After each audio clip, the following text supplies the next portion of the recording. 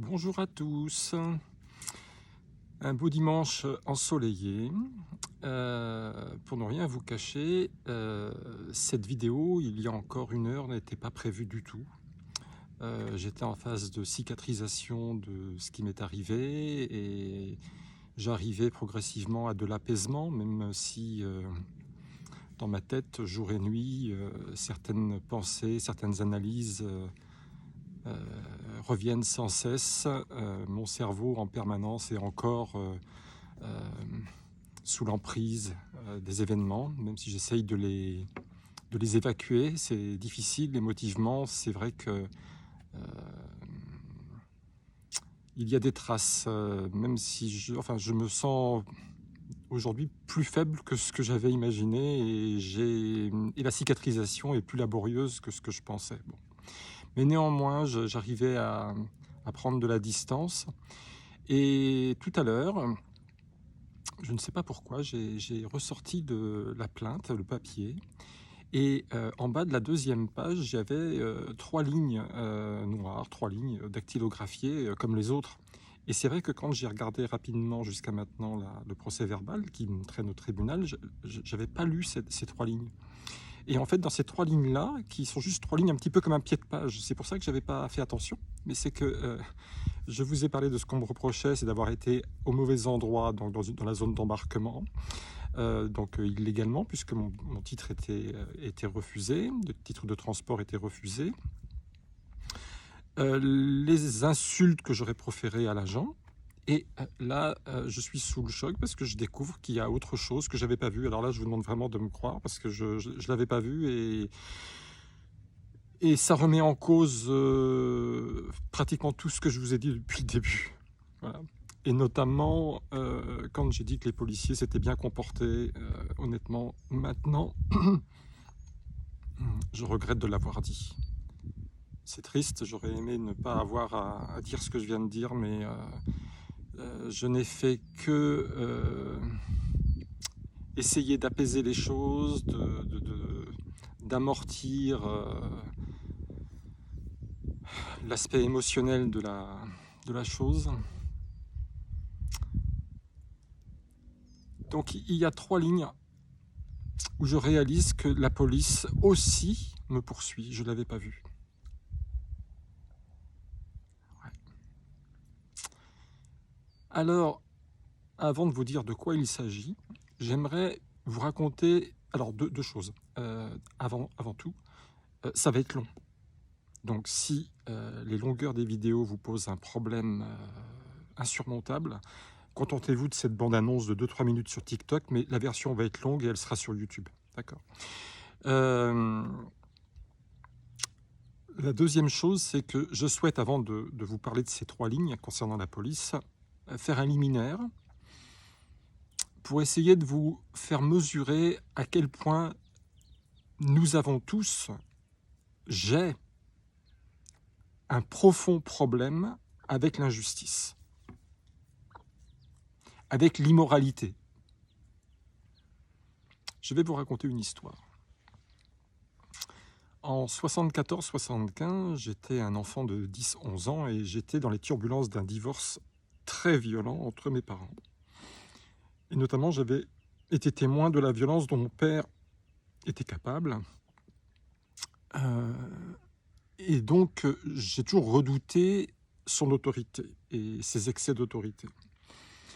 Et j'étais scolarisé à l'époque dans une école privée, Sainte-Jeanne-Élisabeth, dans le 7e, juste en face de l'entrée principale de l'hôpital Necker, rue Maurice de la Sizeranne. Globalement, j'ai vécu une bonne expérience dans cet établissement, il ne s'agit pas du tout de le critiquer. Mais il se trouve que l'événement que je vais relater s'est passé à cet endroit-là. À cette époque-là, je ne sais pas ceux qui sont de ma génération, moi je suis de 64, à l'époque, il était très à la mode d'écrire avec des stylos plumes de marque Waterman. Bon, on avait des bics également, hein, mais il y avait Waterman, où il y avait un fameux stylo plume que j'aimais beaucoup au niveau esthétique. Il était d'apparence alu ou alu, je ne me souviens plus, mais enfin, il y avait ce fameux stylo plume. Et nous avions la possibilité d'écrire en noir, d'écrire en bleu ou d'écrire en turquoise. Et moi, j'avais vraiment beaucoup aimé le turquoise et j'achetais des cartouches de recharge turquoise. Et j'étais le seul dans la classe. Et d'ailleurs, je rappelle que j'étais au fond de la classe, ça va avoir son importance, parce que déjà, avec le divorce de mes parents, déjà, le monde dans lequel je vivais me posait un problème avec la promiscuité avec mes semblables. J'avais déjà ce réflexe de me mettre un petit peu à l'écart, de garder mes distances, et je voyais que déjà, j'avais des analyses et des perceptions qui étaient partagées par personne. Bon, j'avais 10 ans, hein. Donc, j'étais au fond de la classe, et j'avais un stylo plume avec de l'encre turquoise, le seul de la classe. Nous rentrons de récréation, chacun regagne sa place, et moi, qu'est-ce que je vois? Juste derrière ma chaise, ce mur blanc, avec des projections d'encre sur tout le mur turquoise. Wow. Sur le coup, je me suis dit, mais qui a pu faire un truc comme ça? Je me souviens de m'être dit, mais quelqu'un a pris mon stylo plume et l'a projeté contre le mur pour que l'encre se projette sur le mur. Sauf que l'autorité de l'établissement scolaire a pris cette affaire en main, au niveau policier, au niveau... enfin, il devait y avoir une enquête, une décision de justice. Et je vous le donne dans le mille, j'ai été désigné comme le coupable. Comme si on pouvait être assez bête, alors qu'on est le seul à écrire en turquoise, de projeter de l'encre turquoise sur un mur. Et j'oublierai jamais le surveillant-chef s'approchant de moi, qui était assis sur ma chaise d'écolier, et il me dit passe-moi ton stylo. Non, pardon. Il me dit ouvre ton stylo. Ouvre ton stylo, dévisse la partie dans laquelle se cache la cartouche, et donc j'enlève le capuchon, j'essaye de dévisser, je n'y arrive pas. Je dis de toutes mes forces, j'y arrive pas. Et avec le recul, je me suis dit, après, mais des années après ou des mois après, je dis, mais il aurait pu se dire, s'il n'arrive pas à l'ouvrir, c'est que c'est peut-être pas lui qui l'a fermé, parce que la force pour fermer est égale à la force pour ouvrir quand on serre quelque chose, non? Vous qui avez fait des études de mécanique, dites-moi si j'ai raison ou si j'ai tort. Quand on serre un boulon avec une certaine force, il faut à peu près la même force pour l'ouvrir. Donc si moi, j'arrivais pas à l'ouvrir, c'est que je n'aurais pas pu exercer cette force pour le fermer, donc a priori, ça me disculpait. Eh bien non, ils ont considéré que c'était la preuve. Ah ben tu vois, tu n'arrives pas à l'ouvrir. Allez hop, prends tes affaires, etc., puni. Donc j'ai été mis en colle, et c'est pas fini. C'est qu'on m'a demandé, donc convocation de mon père, alors là, mes genoux tremblaient, je dis mon père va me tuer, et on m'a demandé de venir, je crois, tout un samedi, pour lessiver le mur, et c'est ce que j'ai fait. C'est ce que j'ai fait.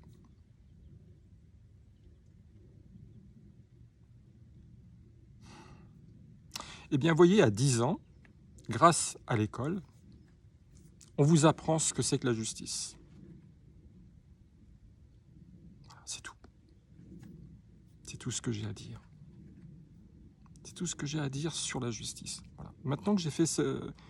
Et donc, c'est tout ce que je veux dire sur la justice, mais imaginez comme ça peut marquer un enfant sur le monde dans lequel nous vivons. Alors à chaque fois qu'on parle de justice, de police, de gens qui prétendent comprendre... non. Je veux dire, quand on vit, et c'est pas mon expérience personnelle, il y a des commentaires dans mes précédentes vidéos qui ont dit mais arrête de pleurnicher, arrête de te centrer sur tes expériences. Mais je suis pas en train de parler de mon expérience là. Nous vivons tous dans le même monde, et si j'ai vécu ce que j'ai vécu là, c'est que tout le monde l'a vécu. Tout le monde a partagé cette expérience, tout le monde a fait cette expérience. Tout le monde arrive à cette conclusion, donc je ne parle pas de moi, je parle de vous. D'ailleurs, s'il s'agissait que de parler de moi, je ne le ferais pas. Je parle de vous tous. Bien. Donc il est important que j'ai fait cette petite... que j'ai raconté cette petite histoire, c'est important de l'avoir fait, avant d'aborder les lignes que je n'avais pas vues et qui concernent la police. Je ne l'avais pas vu, vraiment, je ne l'avais pas vu.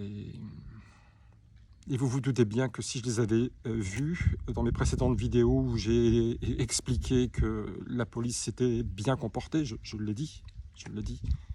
J'ai même dit qu'on était frères de condition, frères de position, que même quand la police est amenée à faire certaines choses, c'est parce qu'il y a des ordres, ça n'engage pas leur humanité d'être humain qui se cache derrière l'uniforme.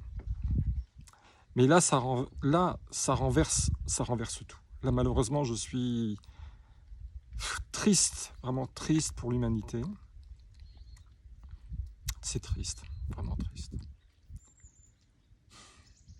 Quelle peine j'ai à raconter ce que je vais raconter, ça me fait beaucoup souffrir. Bien, j'en viens au fait. Donc la police me poursuit pour avoir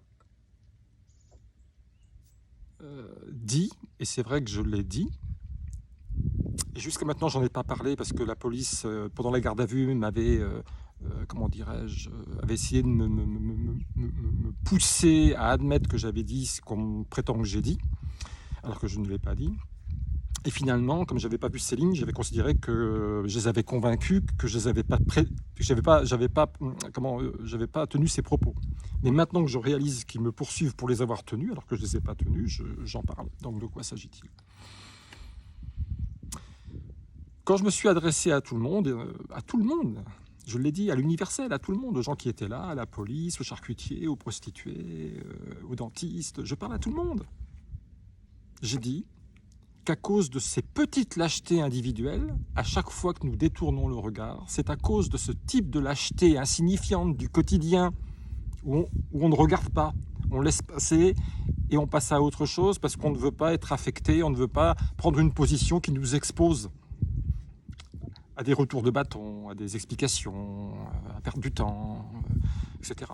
On ne le fait pas. Et l'addition de ces micro-lâchetés amène à des crimes contre l'humanité de grande amplitude, comme ce qui s'est passé pendant la Deuxième Guerre mondiale. Voilà ce que j'ai dit.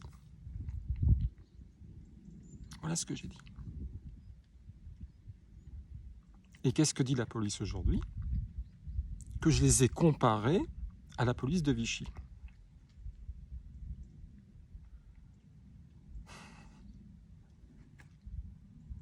Si eux ont fait le lien, peut-être qu'eux y voient un lien, mais moi je n'ai pas de lien. Quel lien y a-t-il? Honnêtement, je mets les choses sur la table. Vous avez un fonctionnaire. On en parle d'un fonctionnaire de police, mais ça pourrait être n'importe quel fonctionnaire. Un fonctionnaire, lui, c'est un soldat, il répond à des ordres. Que ce soit Vichy ou que ce soit la police aujourd'hui, on répond à des ordres. Alors quand un soldat répond à un ordre, que ce soit de Vichy ou du gouvernement actuel, je dirais, il répond à un ordre. Quelle est sa responsabilité?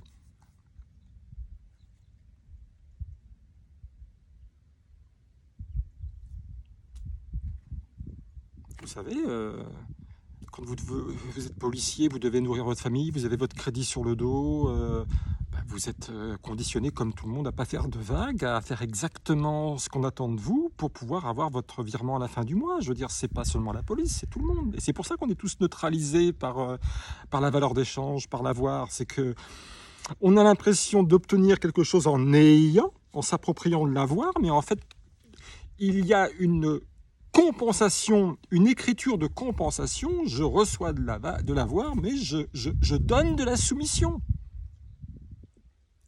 La contrepartie de recevoir de l'avoir, c'est que je donne mon être. Je reçois de l'avoir, mais je soustrais de l'être. Mon être se fait violence pour accepter une soumission. Soumission au salariat, aux horaires, il faut être là à telle heure, repartir à telle heure, il faut dire bonjour monsieur l'agent, il faut payer ses impôts, s'arrêter au feu rouge, etc. Ouais, donc l'avoir ne vous donne rien, il vous prend en fait. L'avoir ne vous donne rien, il vous prend. Mais tout a été fait depuis des milliers d'années pour que vous ne puissiez pas même refuser l'avoir. Parce que si vous refusez l'avoir, vous mourrez de faim. Si vous refusez l'avoir, vous mourrez de faim. Si vous refusez d'avoir un fonds de commerce, vous ne pouvez pas travailler, vous ne pouvez pas nourrir vos enfants, vous ne pouvez rien faire. Si vous n'acceptez pas ce qu'on vous impose aujourd'hui, il n'y a pas de survie possible puisqu'on vous a déconnecté de la nature qui vous nourrit. On vous a déconnecté de la nature. Même les agriculteurs, qui sont ceux aujourd'hui qui ont encore les pieds dans la terre, qui pourraient juste avoir quelques arpents de terre, faire pousser quelques carottes, quelques pommes de terre, avoir un puits et nourrir leur famille simplement, gratuitement, en restant en contact avec la terre et subvenir aux besoins essentiels de la survie, c'est eux aujourd'hui qui manifestent, qui sont à l'avant-garde de la manifestation. Ils sont les pieds dans la terre nourricière et ils ne survivent pas, ils meurent de faim alors qu'ils ont les pieds dans la terre. Comment c'est possible ? Comment c'est possible? On est au bout du bout. Même le paysan meurt de faim alors que la terre donne tout. On est au bout du bout. Bien, encore une digression. Revenons à la police. Enfin, la police. Comment, messieurs, moi qui a priori vous respecte en tant qu'être humain, j'étais sympa, j'ai rien dit. Comment pouvez-vous aujourd'hui porter plainte à 3 ou 4 Toujours l'effet de groupe de meute, ça aussi, ça... L'OPJ m'avait dit, mais ils sont 3 ou 4 à vous prêter ces propos. Enfin, toute la police ne ment pas quand même. Et pourquoi toute la police ne mentirait pas? Pourquoi ils sont obligés de se mettre à 4 pour établir leur vérité? La vérité, elle tient toute seule. Oui, il pourrait y avoir 1 personne, 2 personnes, 3 personnes. Et même vous, monsieur l'OPJ, vous êtes solidaire de vos collègues alors que vous n'y étiez pas. Je suis même étonné qu'il y ait si peu. Pourquoi est-ce qu'il n'y a pas toutes les forces de police qui signent le papier pour dire que j'ai dit ce que je n'ai pas dit? Pourquoi pas?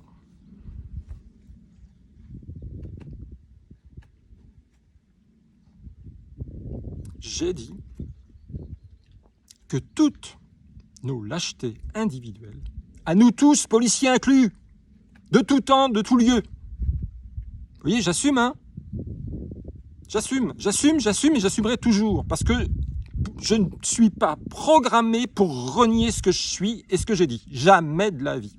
D'accord? C'est pas négociable. Plutôt crever.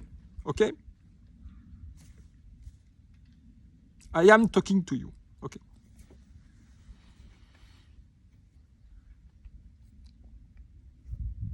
J'ai dit que toutes nos lâchetés individuelles, tous à tous, additionnées,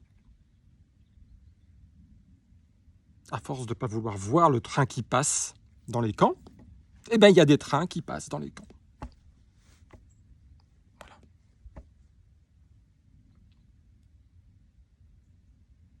À force de ne pas voir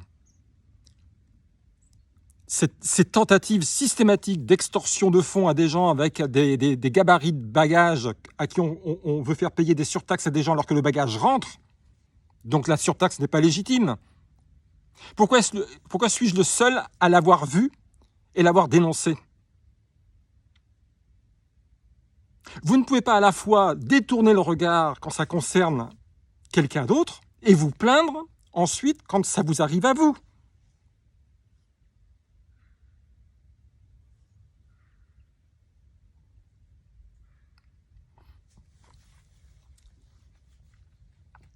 Donc, je suis interdit de vol pendant 1 an à Valence. Et puis ce qui adviendra au tribunal et les sanctions et tout ça, honnêtement maintenant, j'avais dit que j'étais au-delà de tout ça, maintenant, comme disent mes gamins, je m'en bats, d'accord?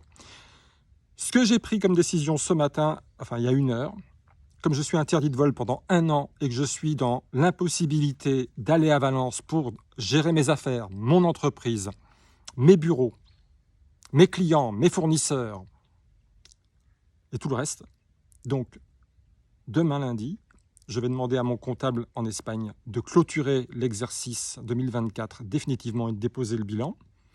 Je vais demander à mon ami, qui est une agence immobilière à Valence, de mettre en vente les bureaux. Donc il y a des bureaux à vendre à Valence depuis cette seconde, d'accord? 100 mètres carrés, refait à neuf, avec les meubles, tout ce qui va avec, clé en main, tout. Vous pouvez même vous doucher, il y a un petit coin salle de bain, il y a une cuisine, voilà. Si vous faites du business en France et vous voulez un pied-à-terre à Valence, prenez contact avec moi. 100 mètres carrés et 100 mètres carrés de terrasse au soleil. 100 mètres carrés de terrasse au soleil, exceptionnel. Calme, dans un petit barrio familial, l'arrêt de bus au pied de chez vous, 1 minute du centre-ville, vous ne trouverez jamais mieux à Valence. J'en ai fait des locations à Valence, vous ne trouverez jamais mieux. Alors appelez-moi et puis que la transaction se passe vite. Moi, je tourne la page.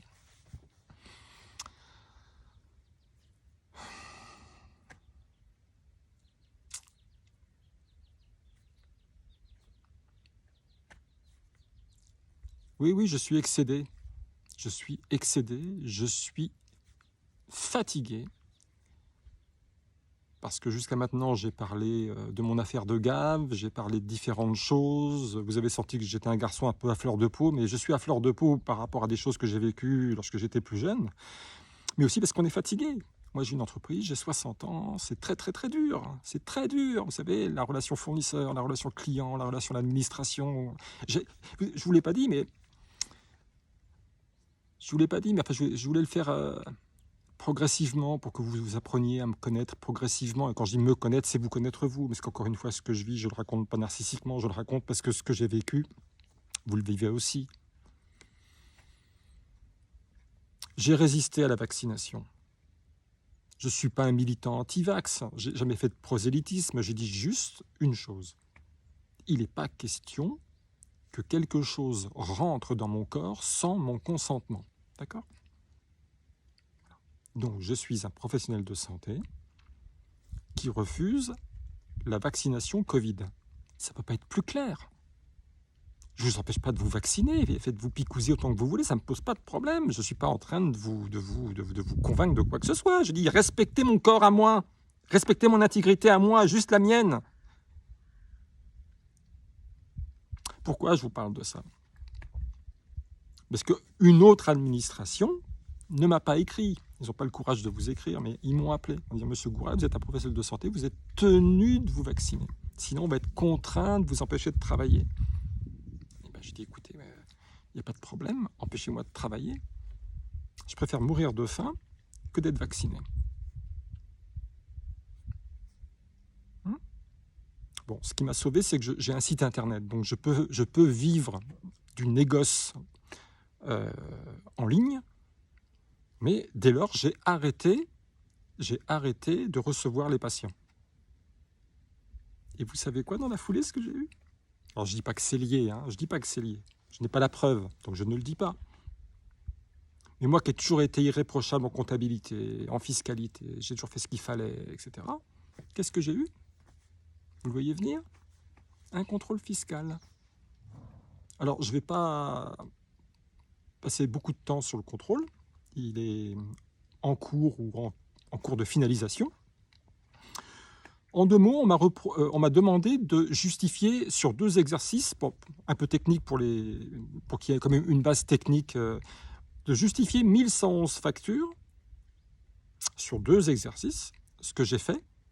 J'ai passé beaucoup de journées à tout reprendre, l'historique, tel justificatif de 30 €, avec qui j'étais, et pourquoi, élégant, et le compresseur d'air pour gonfler les pneus du fauteuil roulant, et la remorque pour les quelques livraisons que je faisais de fauteuils électriques ou de lits décalisés.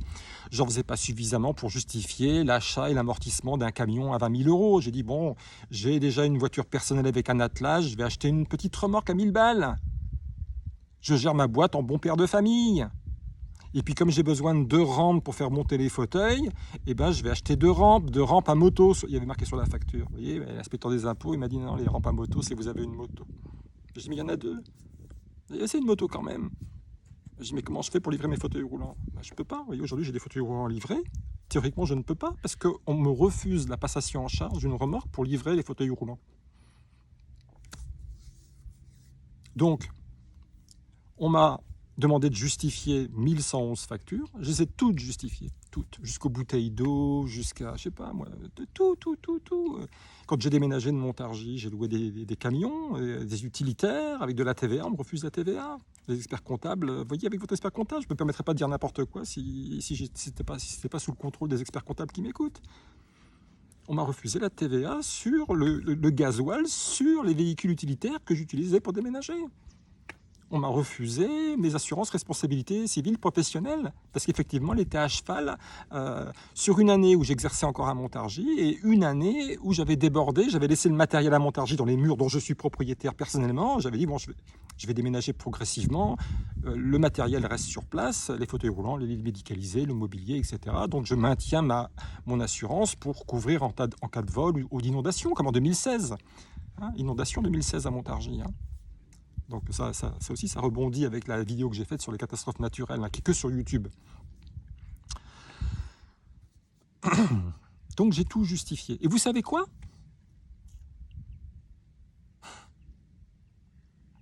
On n'est pas dans de la fiscalité, là. Parce que l'inspecteur des impôts qui est venu 10 heures, il m'a félicité, il m'a dit votre compte est nickel, votre banque est juste au centime près. Bon, il y a des choses que vous avez passées un peu excessivement sur le locataire, la SARL, alors que ça aurait dû être distribué sur la SCI. Mais bon, les deux m'appartiennent, les deux sont à l'IS, les deux sont à la TVA, les deux font les bénéfices, c'est des vases communicants, il n'y a pas de préjudice pour l'État. Il me dit ouais, bon, ok, il n'y a pas grand-chose.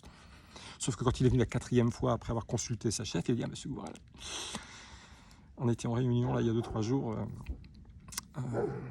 Ça va pas être possible. Bon, voilà. Ils m'ont refusé sur 1111 factures que j'avais à justifier. Vous savez quoi? Ils m'ont refusé 1111 factures. 1111 factures. Mon comptable était sur les fesses. Et quand j'ai pris un avocat fiscaliste pour me défendre, il a fait son petit baratin, il m'a pris 1000 balles pour faire son petit baratin là, pour me défendre au niveau local. Tout a été refusé. Et quand je l'ai appelé pour dire, attendez, comment ça se fait que tout est refusé, vos arguments, vous qui êtes technicien de la fiscalité, vous avez comme des arguments qui auraient pu être recevables, au moins une partie des factures, au moins une facture, une bouteille d'eau.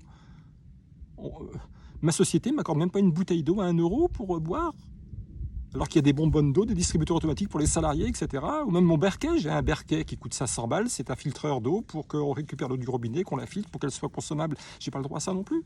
Aménagement de mes WC, j'ai pas le droit. Quand on fait des fauteuils roulants et des lits médicalisés, etc., on doit avoir une salle de désinfection. C'est imposé par la caisse d'assurance maladie, c'est obligatoire. Mais quand j'ai dit que j'avais fait un petit réceptacle avec une évacuation d'eau, avec un petit robinet d'eau, etc., tout ce qui est plomberie, tuyaux, évacuation, carrelage, refusé, tout. 1111 factures à justifier, 1111 factures refusées. Et même mon avocat, qu'est-ce qu'il a dit?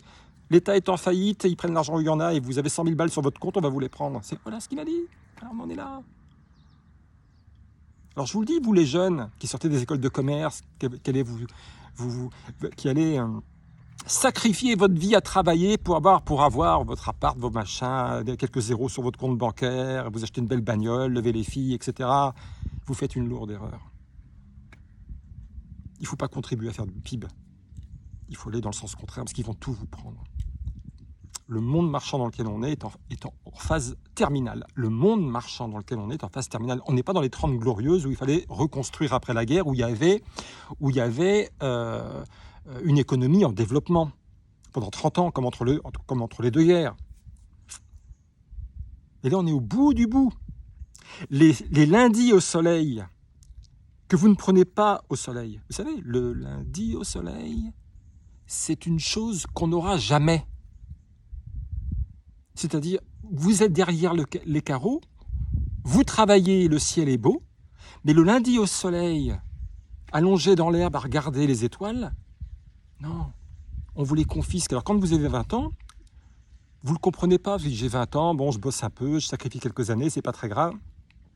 Et vous allez voir que si vous mettez le doigt dans cet engrenage-là, vous allez arriver comme moi à 60, vous n'aurez pas vu vos enfants grandir, vous n'aurez pas profiter de votre vie et la mort va être très dure à accepter. Pourquoi? Parce que avant on vivait pleinement, on remplissait son sac de vie, on avait fait le cycle pour lequel nous étions programmés de remplir notre sac de vie en humanité. Mais quand vous consacrez toute votre vie à une activité aliénatoire pour répondre à des besoins solvables et non pas à des besoins humains, d'abord, vous ne voyez pas les années passées. Ah, je vois pas le temps passer, j'ai pas vu ma semaine passer, j'ai pas vu la journée passer. Vous n'avez pas vu votre vie passer. Et quand vous êtes au seuil de partir définitivement, vous dites mais là c'est terrible parce que vous dites mais qu'ai-je fait de ce miracle de vie que le divin m'a offert? Qu'en ai-je fait? Je me suis privé de tous ces lundis au soleil parce que j'étais derrière les carreaux au bureau et que le ciel est beau. Et à chaque fois, c'est pareil. À chaque fois, c'est pareil. Ne le faites pas. Qu'est-ce que j'aurais aimé qu'un Mimiche me dise il y a 40 ans? Me dise ce que je suis en train de vous dire.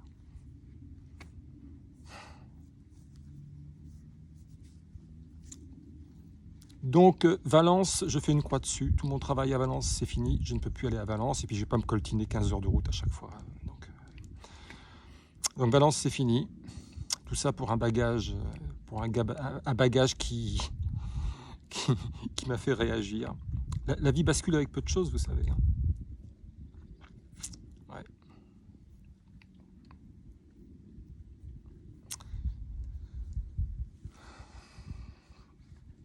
Voilà, donc on me demande alors on m'a redressé de, je sais pas, de principal, je dois avoir par année peut-être 15 000 euros, 15 000 euros. Donc on me refuse aussi la TVA, donc on arrive à 20 ou 25 000 par an. Sur 2 ans, ça fait 50 000, plus les intérêts de retard, plus 40% de pénalité. Oui, oui, 40% de pénalité, hein. Donc on vous refuse toutes vos factures, 40%. Enfin, on m'a fait la totale. Et mon avocat m'a dit, mais il faut continuer, on va se battre, on va se retrousser les manches, on va aller au tribunal administratif, etc., etc. Mais je lui dis, mais maître, si la justification du refus de toutes mes factures, c'est l'État en faillite, notre mode de production capitaliste en faillite. C'est-à-dire, si c'est la faillite, c'est pas la faillite juste au rez-de-chaussée de l'administration, au niveau local, ici à Montauban. C'est la faillite à tous les étages, au tribunal administratif, au Conseil d'État, et jusqu'à Mamon. Mamon est en faillite. Pourquoi je vais encore aller dépenser, investir des frais d'avocat, 200 € de l'heure, hein, 200 € hors taxe de l'heure, plus 5% sur les résultats? Piège à con. Si je gagne d'un côté avec les impôts, je perds avec l'avocat. C'est piège à con. On est cerné. C'est fort à la mot. C'est fini. Drapeau blanc, je me rends. Vous voulez le château? Prenez-le. Laissez-moi juste l'usufruit. Je vous laisse la nue propriété. Prenez-le, prenez tout. Laissez-moi juste un endroit où je peux vivre, respirer, manger, pisser. C'est tout ce que je demande après 40 ans de travail. Vous voulez quoi en plus? Messieurs les policiers qui portaient plainte contre moi parce que j'ai dit à l'universel, pas à vous. Vous n'êtes pas assez important à mes yeux pour que je m'adresse à vous. Enfin.